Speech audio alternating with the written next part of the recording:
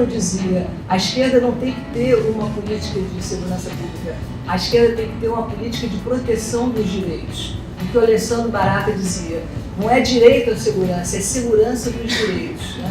Olá pessoal, bem-vindos ao 29º episódio do podcast Segurança dos Direitos, o seu podcast semanal sobre segurança pública. Estamos aqui mais uma vez a partir do aprazível bairro da Glória, numa tarde/noite chuvosa e atípica para o Rio de Janeiro de novembro, mas enfim, está um dia gostoso. E quem vos fala é Rafael Borges, que vocês já conhecem, e o episódio de hoje é com o Daniel Missi, o professor Daniel Missi, que eu convidei para estar aqui honrando a bancada desse podcast, que vai falar com a gente um pouco sobre o movimento, a pesquisa que ele tem acerca do movimento pendular da segurança pública, né? Alternância entre direitos humanos, repressão policial, as políticas públicas que vieram sendo implementadas pelos governos do estado do Rio de Janeiro ao longo dos anos, né? Especificamente a partir da década de 80.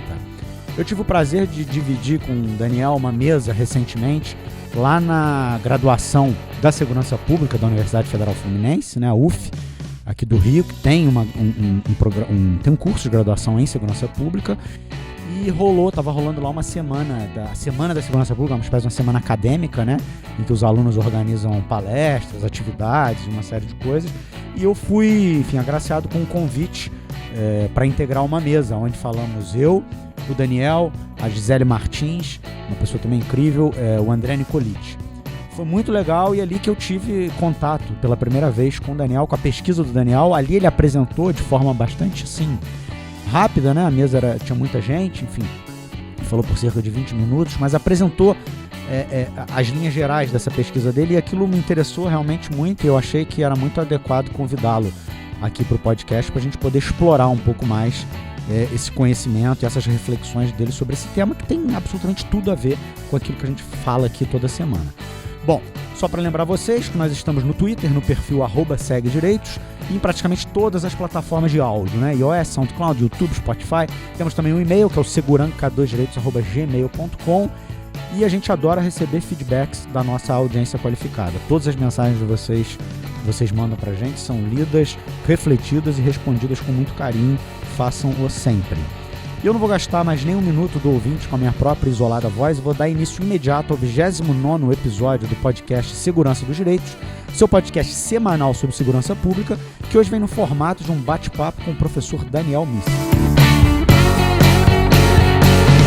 Então, Daniel, queria agradecer a você enfim, a disponibilidade de estar aqui conversando com a gente sobre a sua pesquisa. Queria dizer que, como eu já falei na apresentação, que é uma honra muito grande ter um pesquisador da sua estatura, da sua importância aqui nesse podcast. Acho muito conveniente que esse podcast estabeleça conexões e interlocuções cada vez mais intensas com a Faculdade de Segurança Pública, né? Afinal de contas, a gente fala sobre a mesma coisa, vocês com muito mais propriedade, né? Enfim, se debruçando lá sobre os aspectos acadêmicos, enfim, as questões que envolvem o tema. E nós aqui um pouco intuitivamente, mas também na perspectiva de construir e desenvolver um saber no campo da resistência, né? No campo do reforço do Estado Democrático de Direito. Eu tenho certeza que o nosso propósito é o mesmo. Então, eu queria agradecer a você muito a presença e queria que você se apresentasse aí para a nossa audiência qualificada, por favor. Muito obrigado, Rafael. Bom, eu sou Daniel Missi. Eu sou professor do Departamento de Segurança Pública da Universidade Federal Fluminense. Eu tenho uma formação dúbia ou dupla, né, que eu fiz Ciências Sociais na UF e Direito na FRJ. Meu mestrado e doutorado em Sociologia e Direito na UF. Então, eu tenho uma dupla formação em Sociologia e Direito. Meu tema de pesquisa é um tema de pesquisa que eu comecei há muito tempo, que começou com o policiamento comunitário no início dos anos 2000. Eu fui desenvolvendo o tema ao longo do período para estudar um pouco políticas públicas. Já estudei reforma do Estado no Brasil, depois estudei reforma das instituições policiais e depois eu comecei a estudar as UPPs como parte de uma política pública do Estado de intervenção nas favelas no período que iniciou em 2009 até os dias de hoje. Legal. Então, Daniel, eu queria começar um pouco pedindo que você explicasse para a gente esse conceito, né, que eu achei muito espirituoso, né, essa coisa do movimento pendular da segurança pública. Quer dizer, a partir de que tipo de reflexão esse conceito foi construído e o que ele significa dentro da realidade fluminense desses últimos 30, 40 anos, quase 40 anos, vamos dizer assim. É muito interessante pensar que, na verdade, nos estudos de criminologia ou no estudo de segurança pública, tem sempre vários autores que tentam resgatar, né, essa alternância entre discursos, né, os discursos conservadores, discursos liberais, ou discursos que se alternam com uma disputa entre direitos humanos de um lado e repressão policial do outro. No Brasil, tem 2 pesquisadores que ressaltaram isso no campo dos estudos da segurança pública. Um é o Luiz Eduardo Soares, que trabalhou a questão do que ele chamou de movimento pendular da segurança pública no Rio de Janeiro, para explicar um pouco a alternância entre políticas repressivas de violência policial ou de choque de ordem, né, lei e ordem, com outras políticas que seriam políticas de proteção aos direitos humanos que se alternaram a partir da década de 80 no estado do Rio de Janeiro e que podem ser, inclusive, ilustrados a partir dos governos que se sucederam nesse período. Brizola I, Moreira Franco, Brizola II, Marcelo Alencar, Garotinho, e aí depois a gente pode observar, né, Sérgio Cabral e agora, Sérgio Cabral, Pezão, né, e Witzel agora. Então tem um outro autor, que é o Cláudio Beato Filho, que tenta trabalhar um outro aspecto do que ele chama de movimento pendular, para compreender as políticas de prevenção à ocorrência criminal e as formas como elas têm assumido no Brasil a partir de políticas também ou repressivas, em que a polícia poderia prevenir a ocorrência criminal ou que uma lei poderia prevenir a ocorrência criminal a partir de uma ideia de ação racional, e por outro, projetos sociais ou políticas sociais como ações preventivas para a prevenção da violência. Então é interessante pensar que os 2 autores estão falando de movimento pendular, também de políticas públicas, no caso do Luiz Eduardo Soares, que se alternam no governo do Estado do Rio de Janeiro e que vão ser parte da característica de gestão pública no Rio de Janeiro durante o período de 80 até os dias de hoje. E do outro lado, o Cláudio Beato vai falar de ações preventivas, de ação policial e a ocorrência criminal, que vão envolver, na verdade, políticas públicas que estão vinculadas a uma ideia de políticas sociais que poderiam promover a prevenção da ocorrência criminal, de um lado, e políticas de lei e ordem poderiam promover a prevenção da ocorrência criminal. E que eles falam que esse movimento pendular entre ambos os lados de políticas públicas, na verdade, não tem produzido resultados. Eles não têm conseguido, na verdade, somar e produzir um resultado que conseguisse diminuir a ocorrência criminal ou melhorar os índices de violência ou no Rio de Janeiro ou, mais geralmente, no Brasil. Entendo. Então essa ideia de pêndulo é uma ideia de que a gente está voltando para o mesmo lugar. Sim. O tempo todo, né? Que, na verdade, é uma alternância entre extremos em que o movimento, na verdade, arrasta para um lado e para o outro, não conseguindo melhorar ou modificar a situação da realidade da segurança pública. Mas o que eu observo é uma outra questão. É uma questão, na verdade, da sucessão dessas políticas que vão sendo uma arrastadas para um lado e para o outro, sendo retiradas, né, de um lado e do outro, que não vão construindo, na verdade, uma continuidade, mas que também produzem um problema, que é um problema, na verdade, de onde estão os direitos humanos, onde estão os direitos humanos enquanto uma categoria, de fato, trabalhada pelos governos. Eu não observei, por exemplo, de forma muito completa, uma absorção grande das políticas de direitos humanos por parte dos governos, mesmo nos governos mais progressistas, como o governo Brizola, por exemplo, e nos governos, por exemplo, menos conservadores, como o governo Cabral, que teria uma linha talvez mais progressista por ter adotado políticas do PRONASSE como parte das suas orientações de políticas públicas de segurança. Por que, então, a gente pensa que poderia haver um movimento pendular que estaria varrendo essas políticas ao longo do tempo? Bom, será que a alternância de governo seria suficiente para explicar o fato de que essas políticas não se consolidam e elas não se permanecem ao longo do tempo? Para poder compreender um pouco essa questão, eu trabalho com as políticas de policiamento comunitário no Rio de Janeiro a partir de 2002, que é uma primeira política que é criada pelo governo Garotinho, que é o GEPAI, o Grupamento de Policiamento em Áreas Especiais. E o GEPAI foi criado em 2002, uma proposta de policiamento comunitário, com muitas aspas, em algumas favelas do estado do Rio de Janeiro. O projeto foi implementado e logo ele encontrou vários problemas por falta de financiamento, por falta de investimento, por falta de mídia, né, de um apoio midiático, uma falta de entendimento de que era uma coisa prioritária, e ele foi sendo abandonado ao longo do tempo. Em 2008, quando o Cabral, 2007, né, o início do governo Cabral, o processo do GEPAI acabou sendo um pouco abandonado e o posto foi mantido lá na favela, mas não tinha mais nenhuma atuação esse tipo de o projeto. Ele estava encastelado dentro do seu posto de policiamento. E ele foi relançado, né, com outro nome, em 2009, chamado de UPP, Unidade de Polícia Pacificadora, atendendo algumas expectativas de projetos nacionais como o PRONASSE, de policiamento comunitário, a partir de uma ideia de polícia cidadã, provavelmente para conseguir verbas do PRONASSE também com relação a projetos sociais nessas áreas, como o Alemão, que já estava recebendo projetos do PRONASSE, como Mulheres da Paz e o Protejo, que eram programas de supervisão de jovens por pessoas mais velhas, como forma de compreender parte de políticas públicas de diminuição de vulnerabilidade juvenil nessas áreas mais violentas na cidade, e também as obras do PAC que chegavam nessas favelas também.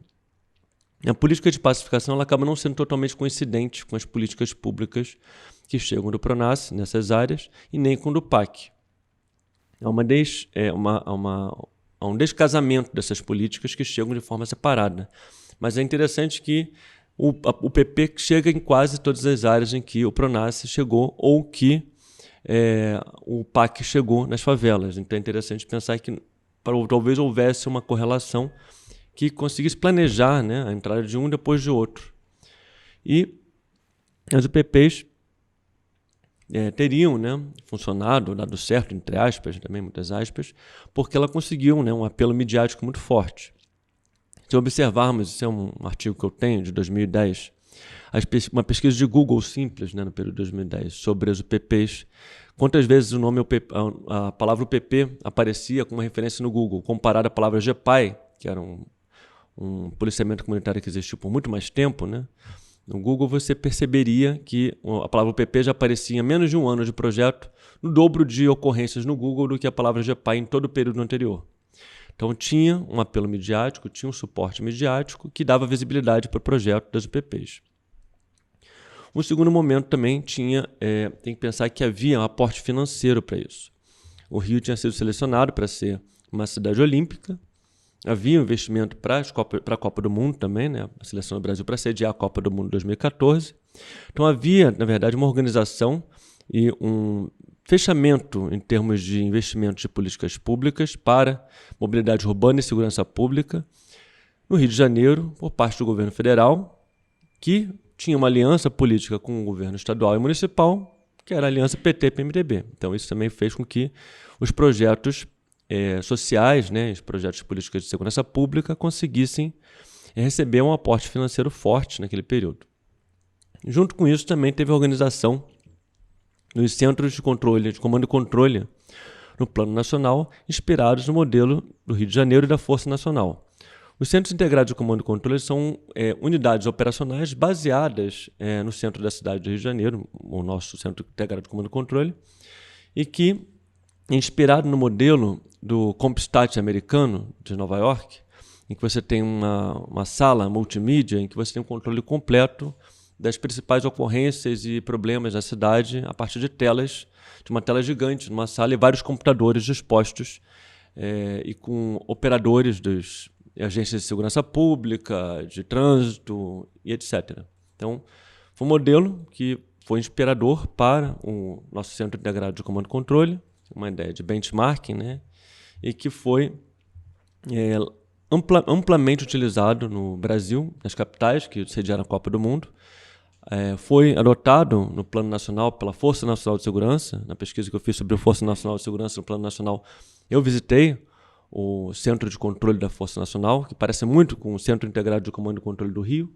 Cidades menores que tinham seus gabinetes de gestão integrada de segurança pública, criadas também como forma de gestão da segurança pública em nível municipal, como Niterói, criaram seus centros integrados de segurança pública, o CISP, por exemplo.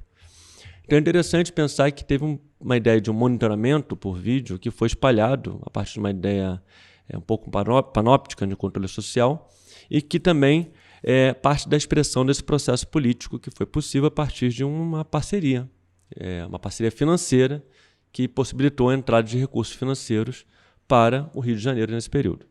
Mas eu quero explorar um pouco essa questão, Daniel, porque essa ideia de pêndulo, ela deixa muito claro que a política de segurança, ela, enfim, embora tivesse um movimento pendular, a forma dela e o conteúdo dela, ele foi alterado dependendo do governo que estava ocupando ali o palácio naquela quadra histórica específica.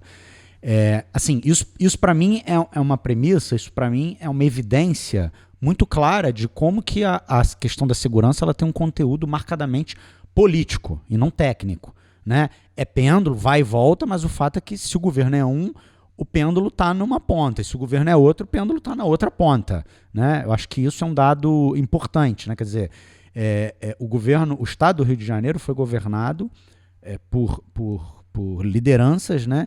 Com perfis ideológicos marcadamente distintos, né? Ao longo desses anos. E isso, de certa forma, esteve reproduzido nas políticas de segurança que foram adotadas por essas lideranças. Em termos práticos, o que isso significou? Quer dizer, quando a gente fala no pêndulo, eu penso que um lado do pêndulo é um lado que privilegia os direitos humanos.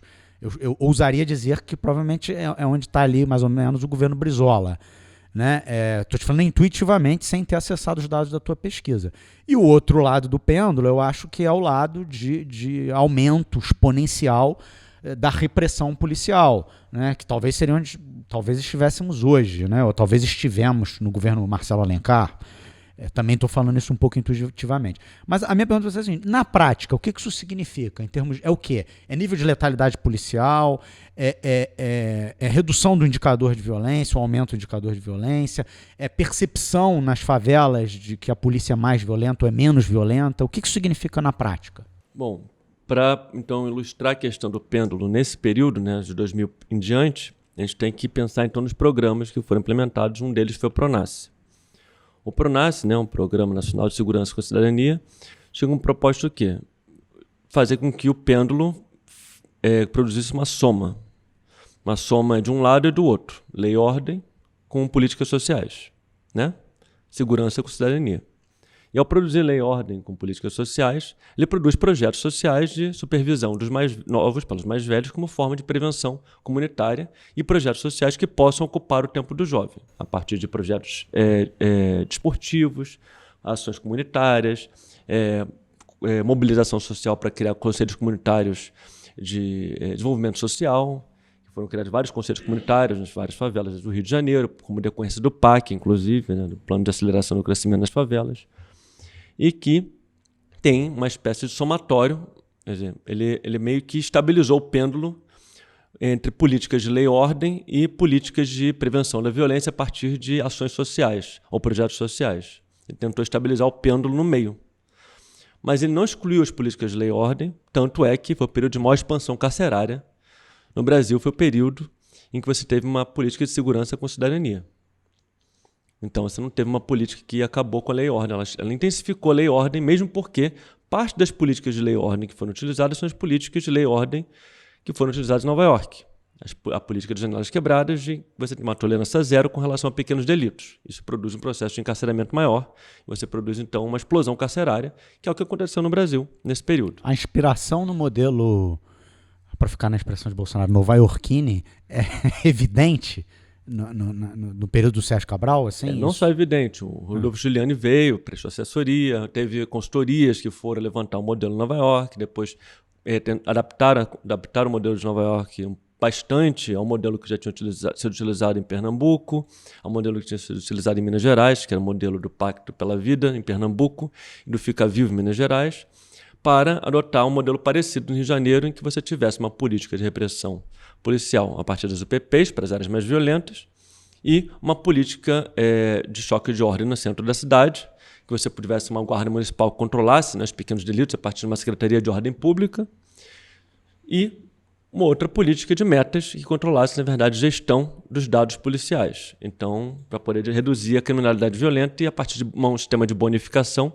você premiar os batalhões e delegacias que conseguissem reduzir a criminalidade violenta dos 7 fatores, ou 7 índices, né? 7 Majors, que é o mesmo 7 Majors parecido com os 7 Majors de Nova York, que eram 7 índices criminais mais importantes, que aqui foram selecionados para serem os homicídios dolosos, o latrocínio, lesão corporal seguida de morte, o roubo de veículo, roubo a transeunte, e aí roubo a transeunte inclui roubo em veículo automotor, né, que pode ser roubo de transporte público, roubo de celular.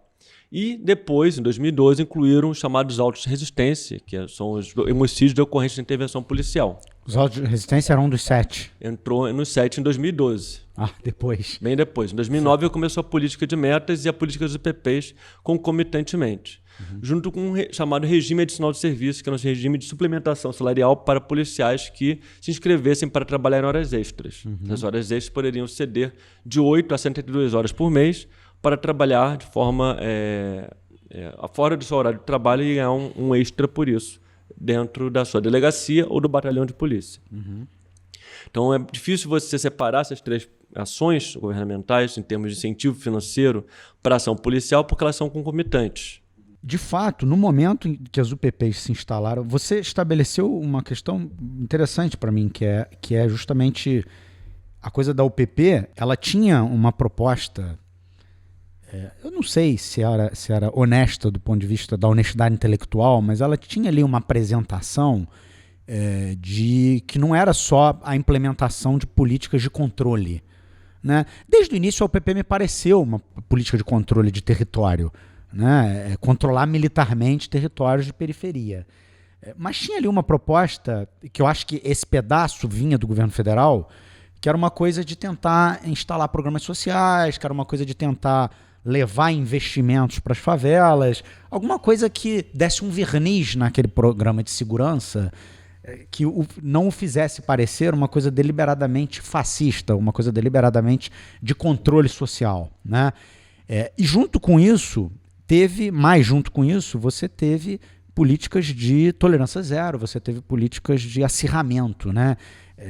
Total e absoluto. Quer dizer, mas isso foi deliberado, quer dizer, a junção dessas duas coisas, ou você tinha essa tensão política, né? O governo do Estado focado na questão da segurança, da violência, propriamente dito, e o governo federal tentando um pouco fazer daquilo ali uma coisa diferente, um espaço de melhora também dos indicadores sociais, dos indicadores econômicos. Na verdade, havia uma tentativa de captura por parte do Estado de algumas estratégias do governo federal para como forma de obter recursos, porque a gente sabe como é que são sistemas de convênio, né, entre estados e municípios e governo federal. Você tem uma caixinha no governo federal, no caso do Pronaf, uma caixinha com um bom dinheiro, e que você tinha um incentivo para adotar a estratégia do Pronaf, que era melhor do que qualquer outro convênio, que os convênios do Pronaf exigiam uma contrapartida por parte de municípios e estados de 4% só no valor do convênio. Então, era mais fácil o estado e o município aderir a uma estratégia do Pronaf. Então, isso tinha um fator importante, um peso importante na execução de algumas políticas públicas voltadas para projetos sociais, principalmente. O que eu estou explicando com relação ao movimento pendular no período Cabral é que, na verdade, nesse período parece que houve uma espécie de soma. Houve um entendimento de que políticas... Aí essa é uma fala do Beltrame, inclusive. A polícia não seria suficiente para garantir a pacificação. Ele quer ver o social. E a pergunta que surge daí é o que seria o social? Social, na verdade, é tudo que não é segurança pública. São todas as secretarias de Estado, município, ONGs, ações comunitárias, movimentos de base comunitária, empresas que atuem nos serviços públicos daquela localidade. Isso é o social. Então, imagina o tamanho do social e a responsabilidade desse social com relação à segurança pública, que era simplesmente uma secretaria de Estado. E pode o social servir a uma ação de segurança pública ou ele pode ter metas autônomas? Como é que você produz uma ação, um projeto social ou uma política social pautada por metas de segurança pública? É possível você produzir a pacificação daquela localidade a partir de projetos sociais ou políticas sociais? É possível, por exemplo, que a partir da educação, da saúde, da assistência social, você produzisse a pacificação? E um outro ponto, qual era a meta da pacificação? Em toda política pública tem que ter um objetivo. qual era o objetivo e qual era a meta. Se a meta era ser uma política transitória, de ocupação para promover uma pacificação que não necessitasse mais da polícia, então você teria que pensar que a pacificação talvez tivesse que ocupar todos os territórios em que você tivesse grupos armados no estado do Rio de Janeiro, o que tornaria isso impossível, porque simplesmente nos territórios, nos 200 favelas que ela ocupou, e que correspondiam a 1/5, mais ou menos, dos territórios violentos do Rio de Janeiro, flagrados, né, tidos como violentos, né, tidos como, na verdade, de maior vulnerabilidade social. Certo.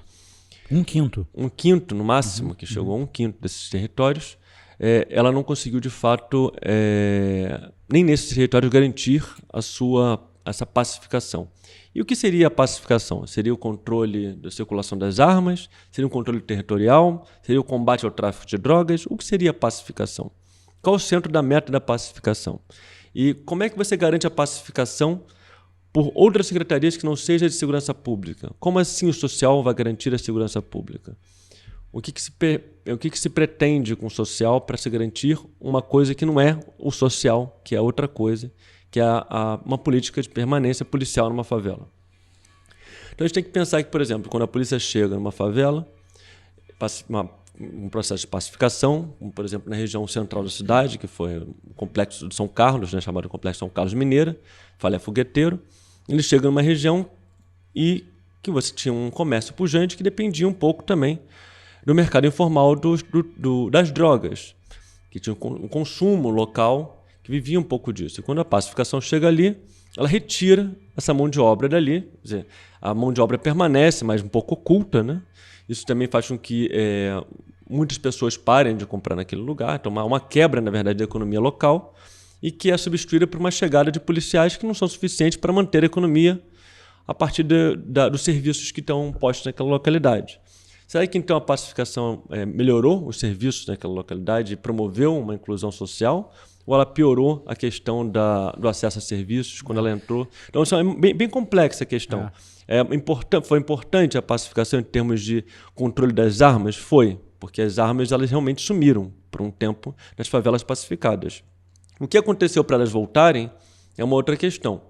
E voltam no movimento pendular.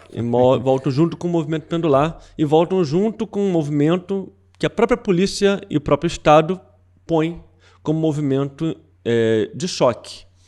Quando, em 2015, é admitido que o BOP e o choque possam entrar em qualquer favela que seja classificada como amarela ou vermelha. Isso é um decreto do Estado que estabelece as cores de uma OPP. Estabelecendo as cores de uma OPP, você admite que não tem mais o PP. E admite o quê? Ações violentas policiais em áreas do PP.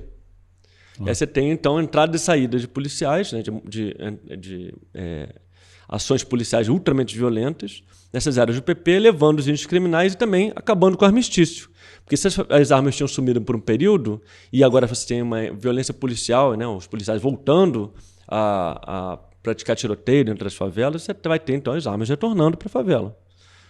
Que se as armas estavam somente na mão da polícia em um período, agora vão estar na mão de todos. Porque a questão da segurança dentro da favela não é a segurança só dos moradores, é a segurança também dos grupos que são grupos armados, que querem vender a sua mercadoria. Mas essa coisa que você fala, eu tive essa percepção também, não com base científica, mas intuitivamente. Quer dizer, a pressão que eu tive é que a OPP ela deu uma bagunçada naquilo que era uma estrutura social daqueles ambientes conflagrados, né? Você tinha ali uma estrutura que funcionava, né, de um jeito ou de outro, não dentro dos moldes da burguesia aqui da beira da orla, né? Mas você tinha uma TV a cabo que funcionava, você tinha um serviço de entrega de gás que funcionava, você tinha um serviço, enfim, de entrega de mercadorias em geral, um mercadinho, né? Tinha ali uma troca, né? Tinha as comunidades, elas tinham, as favelas antes da chegada dos UPPs, elas tinham uma economia, evidente, né? Em todo lugar que tem gente, tem mercado, e tem troca, e a UPP chega e, um pouco naquela perspectiva de oficializar, né? De colocar esses territórios né? Dentro de uma normalidade, né? Com muitas aspas, uma normalidade de mercado, né? Elas chegam quebrando todas essas relações, elas chegam desorganizando todas essas relações, né? E me parece que é isso mesmo que você falou, as UPPs elas não deram conta de suprir tudo aquilo, né, todas aquelas estruturas que já existiam e que vinham atendendo aos moradores daquela localidade, claro que com déficit, com precariedade, enfim, isso não se questiona, mas o fato é que não melhorou, né, ter trazido a NET oficial, ter trazido a Light oficial, ter trazido as empresas que se aproveitaram e que surfaram na onda das UPPs, e elas expandiram seus serviços, né? Eu me lembro de jornais da época dizendo o incremento no lucro dessas concessionárias de serviços, porque elas não vendiam ali seus serviços, passaram a vender, por conta do aparato policial que dava a elas segurança para fazer esse tipo de comércio, né? Esse tipo de negócio. Mas o fato é que não melhorou a vida, né? Me parece, né? Enfim, aquela coisa, né? Foi um choque, né? Quer dizer, querer trazer os padrões das outras áreas da cidade mais organizadas para um lugar que tinha sua organização própria, que tinha o seu jeito de viver, o seu jeito de levar a vida, o seu jeito de mercadejar, o seu jeito de... E querer impor ali uma coisa diferente, né? Uma coisa na base daquela perspectiva de lei e ordem, do toque de recolher, Então, eu acho que isso deve ter causado muito incômodo, né, para dizer o mínimo, né? Mas assim, Daniel, em termos eu penso que de todos os índices de violência, dentre esses, os que você citou aqui, e me corrija se eu estiver enganado, o auto de resistência ou a morte produzida por agentes policiais é aquele que me parece o mais sensível, me parece que é o que indica com mais clareza e mais evidência, né, o nível de comprometimento, quer dizer, a temperatura do Estado de Direito numa determinada localidade, num determinado território. Como é que esse movimento pendular ele se reflete nessa questão da violência policial, da letalidade policial? Bom, tem uma questão que é uma complexidade com relação aos dados e uma complexidade com relação aos grupos, né, armados no Rio de Janeiro. Para entender um pouco a questão do problema de leitura dos dados no Rio de Janeiro, a gente tem que compreender que é um período no Rio de Janeiro de expansão da milícia a partir dos anos 2000 e que isso ganha muita força a partir de 2005, 2006 e em 2007, 2008 surge a CP das milícias. Então, a partir de então, a milícia começa a matar no sapatinho. Esse é o nome de uma pesquisa do Inácio Cano, inclusive, que é de 2012. E ao começar a matar no sapatinho, os mortos não aparecem mais. Então, você tem um problema com relação a uma subnotificação de mortos nesse período de expansão das milícias, que pode ser compreendida a partir de uma expansão do número de pessoas desaparecidas. Mas é interessante pensar que nesse período de expansão das pessoas desaparecidas, você teve uma queda em todo o estado do Rio de Janeiro dos chamados autos de resistência, ou as mortes decorrentes de intervenção policial, e os homicídios dolosos. Então, a partir de 2007, a gente percebe, numa série histórica longa, que vai até 2014, uma queda em homicídios dolosos e autos de resistência. E isso, uma intensificação maior a partir de 2009 e 2010, em que muitos pesquisadores começaram a relacionar com as UPPs, e que eu, na minha tese de doutorado, relaciono com o aspecto do chamada política de metas, que é o sistema integrado de metas, e com a questão da expansão de milícias, que pode estar produzindo uma subnotificação maior dos registros de mortos para registros de desaparecimentos. Então, é uma complexidade muito grande assim, a questão do Rio de Janeiro, porque você tem vários grupos, né, armados atuando em territórios de formas distintas. Não há uma organização, de fato, desses grupos, eles são pulverizados e tem uma disputa entre eles, e são, mesmo quando tem comandos, né, tidos como organizados, não são organizados. Então, há uma complexidade muito grande para compreender os dados no Rio, porque os dados vão ser impactados muito por isso e pelas intervenções do Estado com relação a esses grupos. E aí, para pensar isso, a gente tem que pensar que a UPP, por exemplo, ela ocupou uma área da cidade, que é uma chamada Região Integrada de Segurança Pública número 1, que é a área da Zona Sul, do centro e da Zona Norte do Rio. Basicamente, à exceção da favela do Batã e da Cidade de Deus, que foram, aliás, implementadas antes da UPP, né? Elas foram ocupadas em 2008 e acabaram entrando na proposta das UPPs. As únicas UPPs fora das zonas Norte, Sul e Centro, que era na Zona Oeste, era Batã e Cidade de Deus. E O que acontece, então, para que não se tenha uma redução dessa letalidade violenta, né? Que a letalidade violenta, na verdade, é um agregado entre mortes decorrentes da polícia, da intervenção policial, né? Homicídios dolosos, latrocínio e lesão corporal seguida de morte. O que acontece para que a letalidade violenta ela caia, então, em todo o estado do Rio de Janeiro, não somente nas áreas do UPPs, nesse período, e principalmente a partir de 2009 e 2010?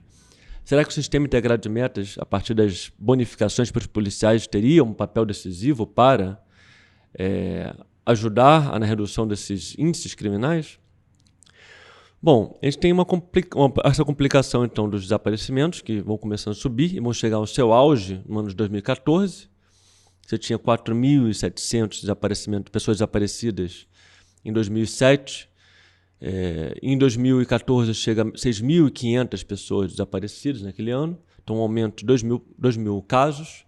E é interessante pensar que em 2008 ele volta para 4.700, enquanto você tem um aumento, uma expansão fortíssima entre 2015 e 2018 das pessoas mortas pela polícia, ou seja, dos autos de resistência. O menor nível de autos de resistência foi no ano de 2013 e 2014, se não me engano, que foram 442 mortos pela polícia.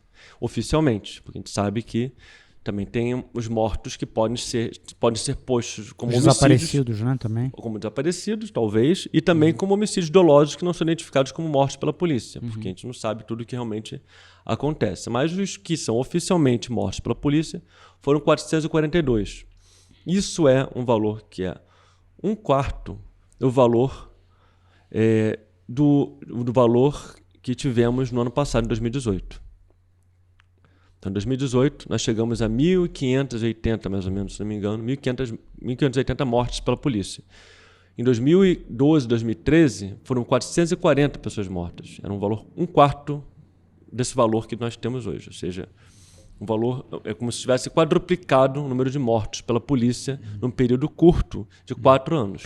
Você não vê um certo movimento de mola nessa história? A gente fala em pêndulo, mas não tem uma coisa de mola? Quer dizer, não te parece que nesse período a mola comprimiu, né, por uma circunstância política muito específica, mas que é uma coisa que não se sustentou, porque nos anos subsequentes os índices explodem novamente, né? Eu penso melhor o pêndulo, porque o pêndulo ele não volta para o mesmo lugar, a não ser que ele esteja preso, né? Perfeito. Então ele vai, ele arrasta, volta para um lugar diferente, parecido com aquele, mas não é. Ele vai sempre se alternando e arrastando para um lado e para o outro, e pode ficar preso num lado também. Ele pode acabar prendendo e quebrando naquele lado.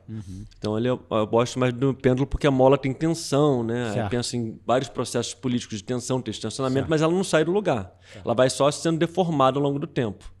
A deformação da mola, será que seria suficiente para pensar que ela poderia produzir porque ela deformou-se, então não há mais um retorno para uma coisa melhor, porque ela ficou deformada por causa da tensão? Não sei. Acho que o pêndulo é interessante, a coisa do pêndulo, mas para pensar que o pêndulo não volta para o mesmo lugar.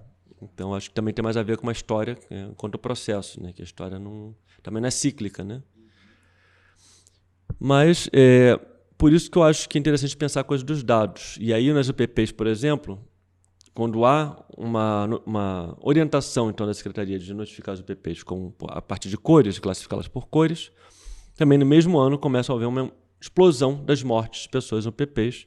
E aí você tem um aumento vertiginoso dessas mortes, nessas áreas, e, por incrível que pareça, uma queda muito grande nas prisões, seja nos mandados de prisão, seja nas prisões flagrantes nessas áreas. E de apreensões de drogas. É engraçado, porque quando então você tem uma diminuição das prisões, você tem uma expansão das pessoas mortas pela polícia. Isso em todo o estado do Rio acontece também. E é interessante pensar que em todo período também, em que você tem uma expansão de desaparecimentos no estado do Rio, você tem o mesmo fenômeno acontecendo nas áreas do UPP. Então, qual seria o processo de ter explicando a expansão de desaparecimentos nas áreas do UPP e no resto do estado do Rio de Janeiro? Então é bem interessante o fenômeno, que tem uma expansão. E nesse período, por exemplo, tem o caso Amarildo, que é um caso simbólico de desaparecimento dentro de uma área de PP. Tem outros casos que foram analisados, eu analiso um numa tese, de 2 jovens que foram mortos pela polícia e as mortes deles não aparecem em estatística de homicídio doloso nem de autos de resistência. 2 jovens que não estão em lugar nenhum e que eu acompanho os casos, eu cito os casos e não estão na estatística oficial.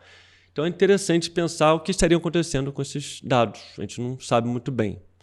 Eu sei que uma coisa acontece a partir de 2014, 2015, que os desaparecimentos caem. Oficialmente, a partir de 2015, eles começam a cair. E vão paulatinamente caindo até chegar a um nível em 2018, mesmo nível de 2007. O que estaria acontecendo para que os dados estivessem retornando para 2007, hoje em dia? Ou seja, com uma explosão dos chamados autos de resistência e uma diminuição dos desaparecimentos. Será que, então, a milícia agora não estaria mais envergonhada, ou a polícia, talvez, também porque ela está matando muito, né? Envergonhada para matar, não estaria mais se sentindo coagida em talvez subnotificar os dados? Será que a Delegacia de Descoberta de Paradeiros, a criação dela no final de 2014, poderia explicar uma requalificação dos dados de desaparecimentos nesse período?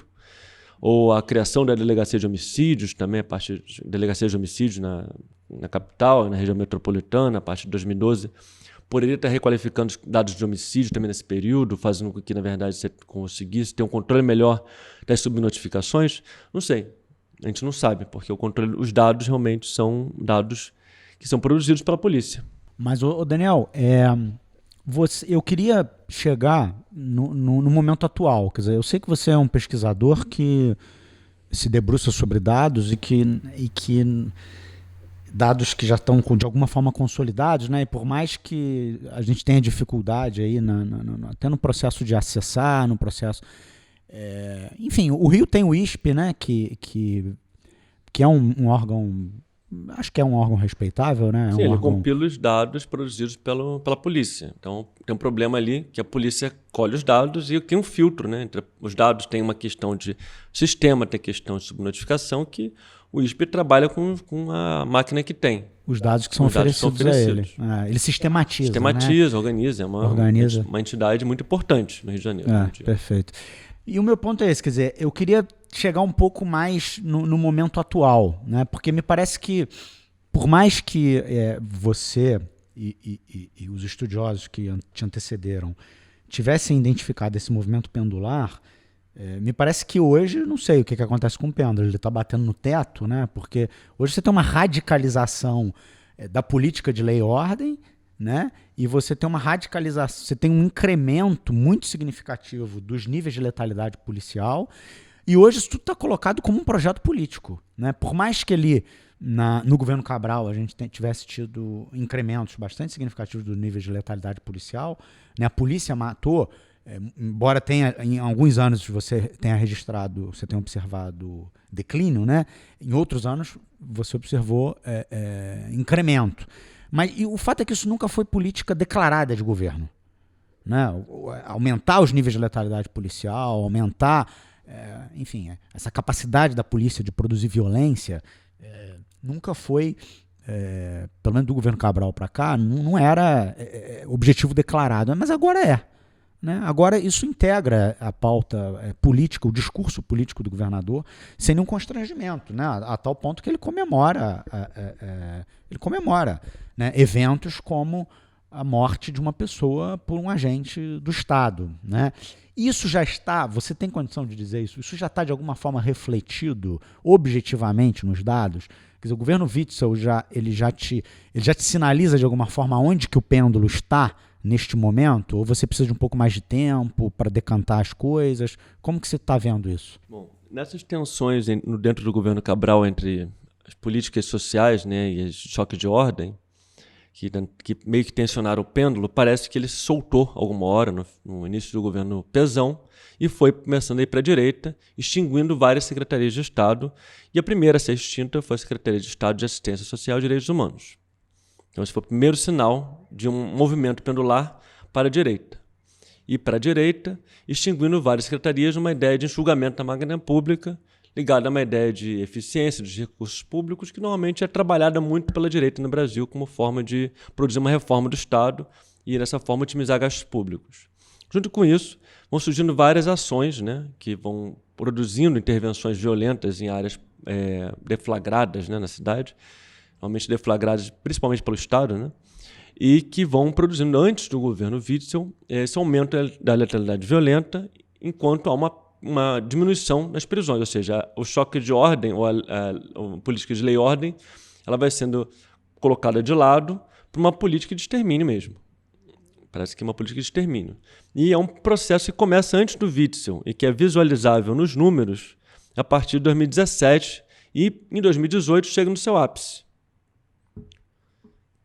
2018 chega no seu ápice. E este ano, aparentemente, a gente vai ter um número ainda maior de pessoas mortas pela polícia. Já no capital e região metropolitana do Rio de Janeiro, capital, Niterói e região metropolitana, a gente tem hoje no Rio de Janeiro, nessa região, 40% quase das mortes, homicídios são homicídios dolosos causados pela polícia, 40%.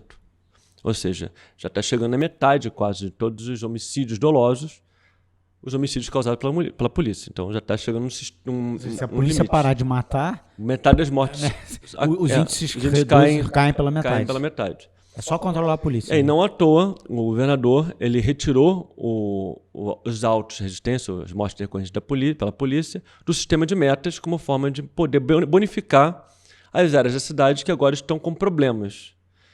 Porque são as áreas da cidade que eram as áreas das políticas de pacificação que agora estão com os índices mais elevados. E por que estão com os índices mais elevados de criminalidade violenta? Porque são áreas que eu acredito que estão sofrendo um processo de produção política de violência para vender segurança em seguida. Tem uma expansão da milícia, né, nas áreas da cidade da Zona Oeste, Baixada, seguindo o arco metropolitano, né, até Itaboraí. Uma expansão que já chegou a Angra dos Reis, chegou a São Gonçalo, uma área importante de São Gonçalo, inclusive, chegou a Cabo Frio, e que é interessante pensar que das mortes decorrentes de intervenção policial no Rio de Janeiro este ano, quase nenhuma delas foi em áreas de milícia. Ou seja, as mortes estão acontecendo em áreas que não eram ou não são áreas de milícia por enquanto. Então, até que ponto parte dessa política não está produzindo insegurança para depois vender segurança? A gente tem observado uma expansão da milícia, por exemplo, em regiões da cidade, como a Zona Norte, que não eram regiões que a milícia atuava. Então, está começando a atuar lá. E isso é um processo que explica um pouco também parte desse movimento pendular, que se descola e se vai mais para a direita a partir da crise política e financeira do Estado. Ou seja, quando as políticas públicas de incentivo financeiro não conseguem mais manter uma gratificação, uma bonificação ou um adicional para esse policial que trabalhava em hora extra, aparentemente essa polícia se descomprometeu também com aquelas políticas, aparentemente olhando ali os dados. Eu diria que, na verdade, uma parte dessas políticas produziu uma subnotificação nos números também. O que se pode chamar de gaming, né? Que é um jogo com os números para poder se atingir as metas, por exemplo. Mas o que acontece a partir de 2016 é que os números começam a mudar muito. Esses dados mudam muito, evidenciando talvez que não há mais uma preocupação em subnotificação ou de haver uma política de comprometimento com as ações do Estado. E esse movimento pendular vai seguindo de forma a ir para uma extrema-direita que varre, inclusive, a própria gestão pública da Secretaria de Segurança Pública. Ela extingue a gestão de uma Secretaria de Segurança. Não existe mais Secretaria de Segurança. Ela varre a Secretaria de Segurança e entrega a gestão para as próprias polícias, criando secretarias de Polícia Civil e Militar que vão simplesmente estar abaixo da Casa Civil, autonomamente decidindo sobre as suas ações. A polícia está cuidando da política, né? A polícia se tornou parte, na verdade, de uma ação política para si mesma. Ela não tem mais gestão acima dela, não tem mais organização acima delas, organizando as ações, inclusive, das duas polícias, numa única política. Então, elas foram entregues a si mesmas e, nesse sentido, elas estão produzindo, talvez, aquilo que elas sabem fazer bem, né? Claro. Elas estão funcionando, né? Elas estão funcionando na perspectiva da sua função original, né? Que não é proteger, que não é promover direitos humanos, né? Promover controle social, mortandade generalizada, aniquilamento de uma série de pessoas. Agora, Daniel, o que na prática, eu sei que você não é um cientista social aplicado, né? Mas você está aqui para problematizar, mas o que na prática precisa ser feito para o pêndulo ficar no lado esquerdo da força, né? Vamos dizer assim, para o pêndulo permanecer numa... Porque, assim, dentro de um Estado capitalista, é muito difícil que a política de segurança não sirva aos interesses dos processos de acumulação de capital. É isso que ela vai fazer o tempo inteiro, né? Mas como esse movimento pendular identifica bem, é possível suavizar. É possível ter ali uma política de redução de danos, né? É possível ter ali uma roupagem minimamente garantista, de proteção mínima a direitos humanos e a garantias individuais consagradas, né? Eu acho que é um pouco isso, quer dizer, é um pouco isso que dá para fazer, né? Fora aí de um processo de ruptura, né? Fora de uma coisa que, enfim, mude todas as estruturas, né? E a minha questão é essa, quer dizer, o que na prática precisa ser feito para esse pêndulo ficar... em primeiro lugar, qual foi a última vez que esse pêndulo teve num lado de proteção a direitos humanos, né, historicamente, nos últimos 40 anos, e o que tem que ser feito para ele ficar ali? Quer dizer, politicamente, que tipo de ação é preciso ser implementada para garantir, enfim, uma permanência desse tipo de política? Na minha visão, ele nunca esteve, de fato, no lado das políticas de direitos humanos, mas na visão de Luiz Eduardo Soares, por exemplo, e Cláudio Beato, Eduardo Soares, inclusive, diz, né, no seu trabalho, que ele estaria ali nos períodos de Brizola. Uma ideia de que as políticas sociais poderiam produzir um impacto social para a redução da violência, etc. E o Cláudio Beato vai dizer que também as políticas sociais, como uma forma de prevenção da violência, vai ser sempre uma forma uma bandeira, né, dos movimentos progressistas de esquerda.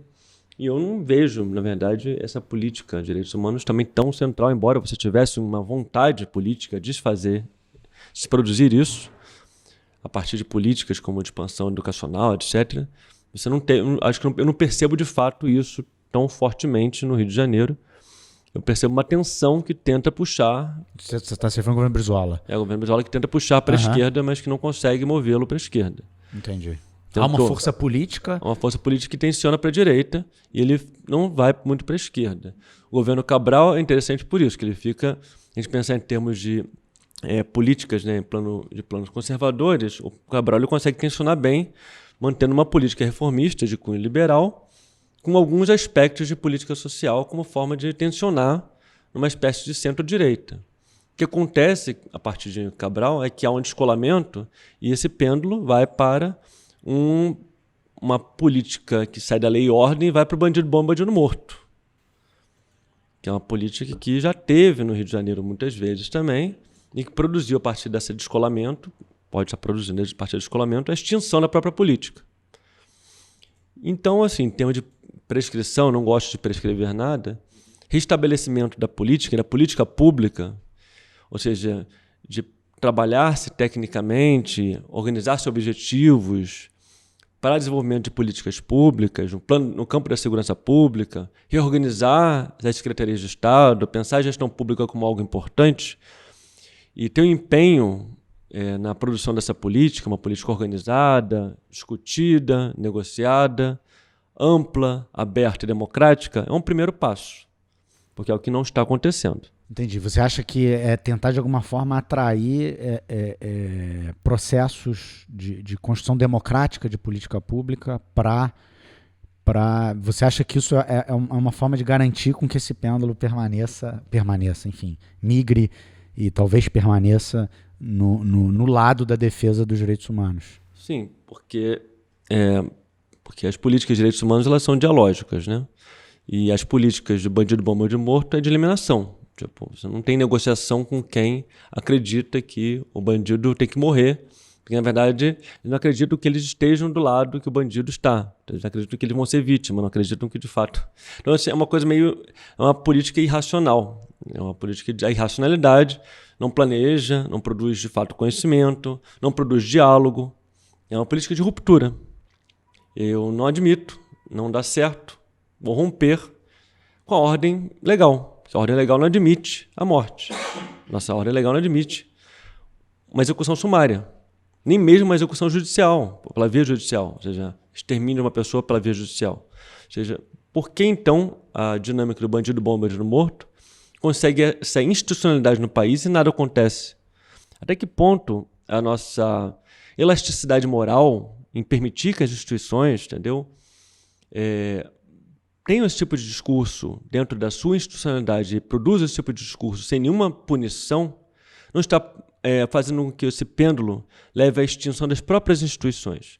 Então é uma questão de se pensar um pouco, né, para que servem as instituições se elas não conseguem garantir a própria institucionalidade delas e da própria lei.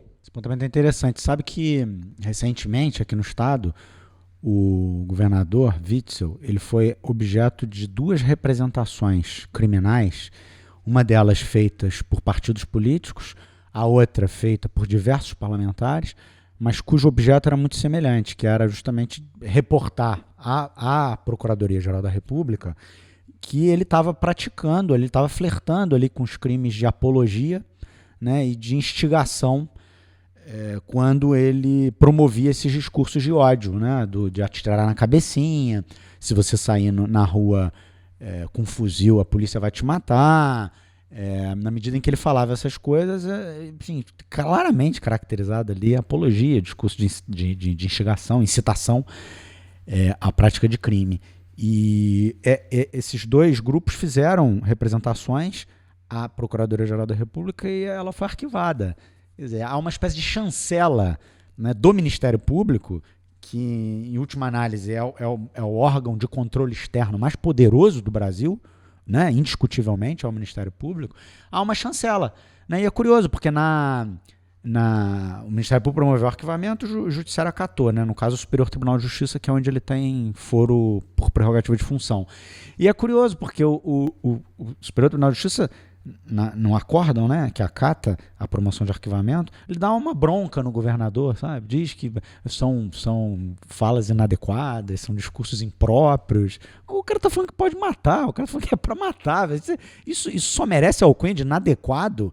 Quer dizer, é esse o juízo de censura que o Superior Tribunal de Justiça, que a Procuradoria-Geral da República faz sobre um discurso de promoção de morte, né, de entusiasmo com a morte, de ordenar a morte, né? É isso que você fala, quer dizer, de que maneira que eles não percebem que esse tipo de coisa ele atua na corrosão das instituições, né? Ele atua na corrosão das instituições. E como que a política de segurança ela é um termômetro preciso, né, de corrosão das instituições, né? Como que ali as instituições se revelam, né? Me parece isso muito...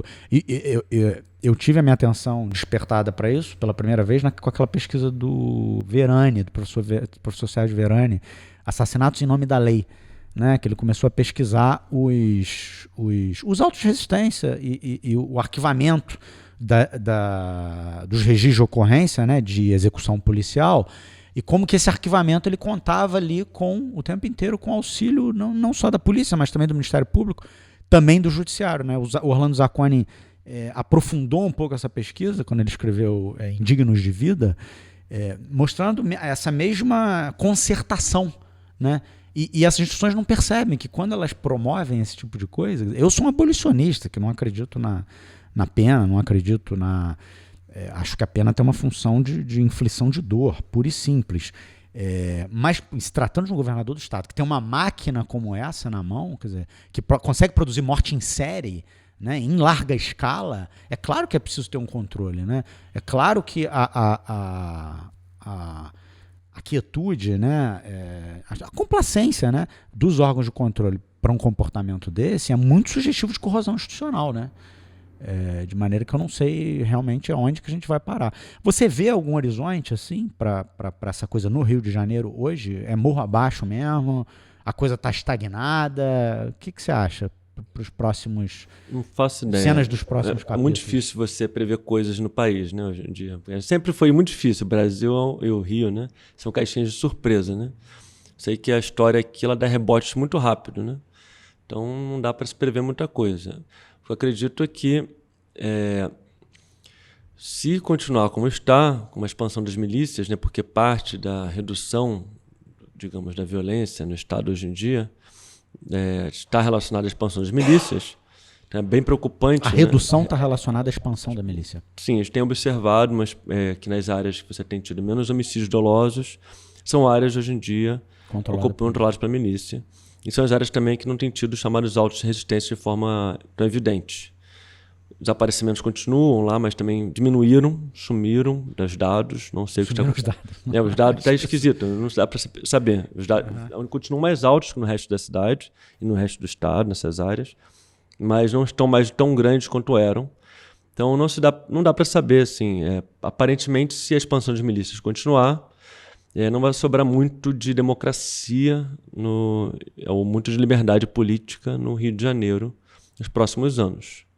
Então, a milícia já está na política, ela já está se expandindo, ela já está produzindo dados e não sei se muita coisa vai sobrar para se contar em termos de liberdade política no Rio de Janeiro nos próximos anos se o processo continuar como está. Eu queria aproveitar um pouco as tuas reflexões em torno da coisa da polícia, te perguntar o seguinte: eu tenho lido algumas análises sobre esse golpe que aconteceu na Bolívia, né, recentemente, e o pessoal do campo popular democrático tem falado muito, na verdade, em um golpe de roupagem policial.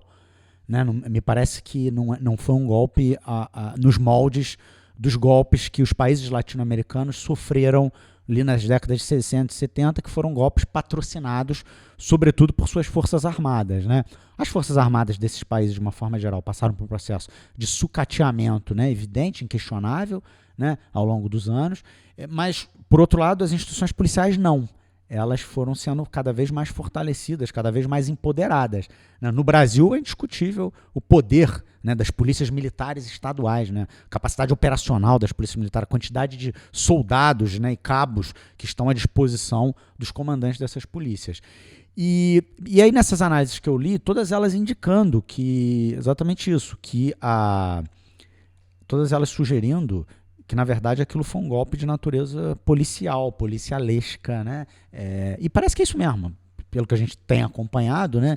É claro que esse tipo de análise você não encontra nos grandes meios, nos grandes veículos de comunicação, mas quem está aparecendo lá são agentes da polícia, né? E me parece que o fortalecimento da milícia, ela pavimenta um momento de protagonismo político da polícia, né? Você enxerga isso acontecendo aqui, de certa forma? Na verdade, você tem que pensar que a milícia ela é muito plural, né? Então, ela tem policiais reformados, tem pessoas que não são policiais, tem traficantes, tem de tudo na milícia hoje. A milícia é um balaio de gato. Mas ela precisa de uma autoridade estatal, ela precisa, na verdade, de mercadorias que ela possa trocar politicamente, e essas mercadorias são normalmente bens públicos, e para poderem ter os bens públicos precisam de agentes do Estado para poder negociá-los. Então a milícia ela tem uma entrada dentro do poder público muito forte e produz por isso o poder que ela tem. Ela tem uma entrada política forte, ela tem uma entrada sobre os bens públicos forte, produzindo o controle desses bens a partir dos seus agentes, e negociando esses bens para a troca com pessoas que não são agentes públicos. Então, ela é bem complexa, a milícia. Ela é bem complexa porque ela assume várias formas. Tem lugares, por exemplo, que a milícia controla até o comércio. Tem lugares que a milícia só controla serviços de forma terceirizada, inclusive droga, a venda terceirizada de drogas. Tem de tudo. A milícia é uma coisa muito plural nesse sentido. E é muito invisível, porque é o cara que a gente não enxerga que está ali, que é o cara que, na verdade, é da milícia, aquele cara que passa, por exemplo, uma camisa do BOPE, mas não está com o uniforme da polícia, mas está andando com a polícia, ou é a própria polícia, na própria viatura também, ou naquela localidade X, na Zona Norte. E os próprios moradores não sabem direito. Então, é uma coisa assim que é tão difuso, é tão fluido, que nem os moradores sabem se é a milícia, se não é. E acaba cada vez mais capilarizado. Né? Depende do lugar. E a milícia controla o gás, às vezes, num lugar, mas não controla outras coisas. A milícia, às vezes, controla só a van e não controla outras coisas. Às vezes, a milícia controla tudo. E aí, até a creche. Produz, inclusive, uma creche para os moradores. E aí os moradores gostam e falam bem da milícia. Ou a milícia produz a proteção, que vai fazer com que os moradores falem como antes da milícia, como guerra. Antes, na época da guerra, fala no período antes da entrada da milícia. Mas ela vai produzir, o principal, ela vai produzir um silêncio. A principal coisa que a milícia produz é um silêncio. Um silêncio que é um silêncio que nem as UPPs conseguiram produzir dentro das favelas quando se tinha a complexidade de ter uma UPP e o tráfico, né? Os moradores estavam sempre, né, campo minado, em fogo cruzado, ou seja, nunca sabiam o que podiam falar, com quem podiam falar, e a milícia piora isso, porque elas não podem falar. E para fechar, Daniel, você acha que a superação desse momento histórico, você acha que a superação dessa coisa da milícia passa por processos de criminalização? É porque sempre que eu vejo o campo popular democrático discutindo milícia, discute na mesma perspectiva da direita. Tem que prender o miliciano, tem que pegar o miliciano, tem que... Inclusive a gente tem lideranças políticas de bastante expressão no campo popular democrático que se fizeram em cima desse discurso, né? Desse discurso de punição ao miliciano. Mas isso que você me fala me preocupa, essa natureza fluida, disforme, essa capilaridade, essa coisa que não se classifica muito bem, essa coisa que não coloca direito numa gaveta. Quer dizer, isso é particularmente preocupante, né? Isso é especialmente preocupante. E você acha que a superação disso passa por processo de criminalização? Ou, se não, por quais processos? Olha, um dos processos que a milícia tem é de privatização. Ela privatiza o bem público, né? Então, a privatização de tudo. A privatização de andar na rua, a privatização de ter internet, TV a cabo ou não, a privatização dos serviços de transporte, a privatização geral. De tudo, até do caça-níquel, tudo. Tudo é possível de ser apropriado pela milícia. Então, você tem que pensar que você tem, claro, que investigar, você tem um processo de punição que vai produzir, né, um impacto, mas você não vai conseguir vencer a milícia dessa forma. Você tem que pensar, na verdade, que se os serviços públicos estão sendo apropriados pela milícia e ela se ocupa da sua função de agente do Estado para ocupar os serviços, você tem que pensar, então, como você poderia retirar esses agentes da função que ocupam para poder se apropriar dos serviços e como você poderia transformar esses serviços em serviços que não podem ser apropriados por esses agentes. Como é que você faz para esses serviços não serem apropriados pelos agentes? Algumas das respostas vieram na época da UPP, com a ideia de que a UPP, e aí criou um problema, né?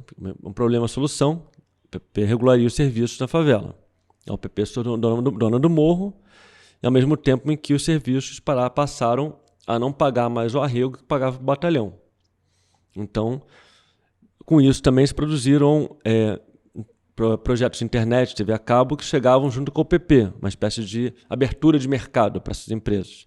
Mas chegavam a preços populares. Então, era uma espécie de competição com o que era explorado antes, né, pelo período anterior, pelo tráfico, ou por grupos milicianos. Mas a limitação disso é que você tem, na verdade, a precarização dos serviços contínua. E a continuidade dessa precarização também se transfere para a própria polícia permanente naquele lugar. Por exemplo, a UPP é apenas mais um serviço precário que chegou naquela favela. E o serviço precário foi de segurança pública. A precarização da segurança pública enquanto serviço vai produzir também a milícia, que vai vender segurança como forma de compensar a precariedade do serviço. Até que ponto, no nosso país, como você tem uma ideia de que os serviços não são feitos para serem universais, né? Porque se fossem feitos para serem universais, eles chegavam a todos. Você não produz a precarização que vai produzir essa troca de mercadorias políticas para que alguns se beneficiem privatizando serviços públicos e, dessa forma, produzir um ciclo de influência política sobre o Estado. É uma questão a se levantar. Agora, a solução para essa questão é universalizar serviços públicos e investir na sociedade. Muito bom.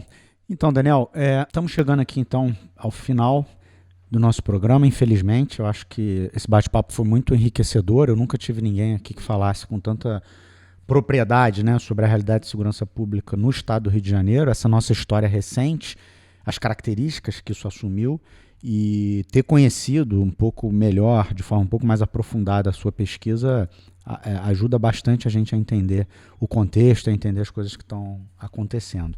Queria te agradecer demais por ter aceitado o convite, por ter passado aqui essa horinha conversando com a gente. Queria te devolver a palavra para você fazer suas considerações finais, dar um tchau para a nossa audiência, mas também queria pedir a você, como eu costumo fazer com nossos convidados, a indicação de um livro para a nossa audiência, com a condição de que esse livro não seja um livro propriamente jurídico, que você não vai ter esse problema. Tua formação embora seja jurídica, ela passou por várias outras ciências aí. Então é isso. Queria te agradecer demais e te passar aí a palavra em considerações finais. Obrigado, Rafael, pelo convite. Tem um livro que é bem interessante, que é já até um pouco antigo hoje em dia, que não tem tradução em português ainda, que é ele é um livro organizado por uma autora chamada Vena Das. Se chama, em português, se chamaria Antropologia das Margens do Estado, ou Anthropology in the Margins of the State. E é um livro interessante porque ele trabalha, na verdade, o que seriam essas margens, né, da ação do Estado, quando ele tenta formalizar e produzir formalidade. Ao produzir formalidade, ele produz mais margens ou mais informalidade ainda.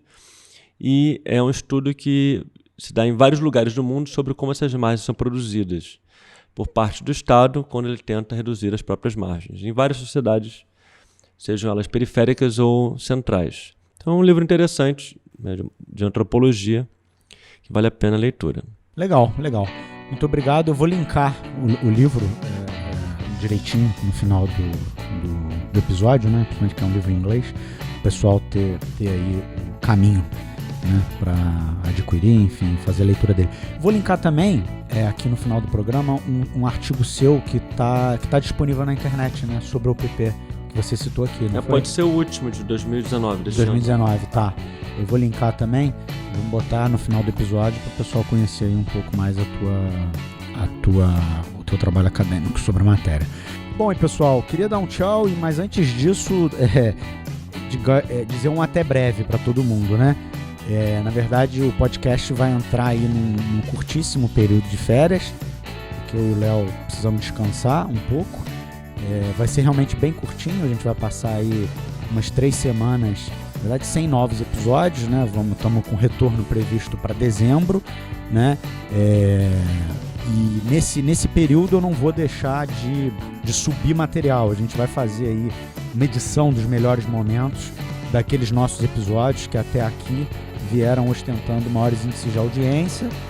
A gente vai fazer uma edição, vai fazer uma espécie de uns pocket episódios, umas coisas assim de botar 3 ou 4 episódios em um só, ao invés de um TBT, para também não deixar o pessoal completamente sem o conteúdo, né? Mas a gente vai editar para diminuir o tamanho e permitir um acesso ainda mais facilitado aí desses episódios que já aconteceram, que já foram gravados, para nossa audiência qualificada.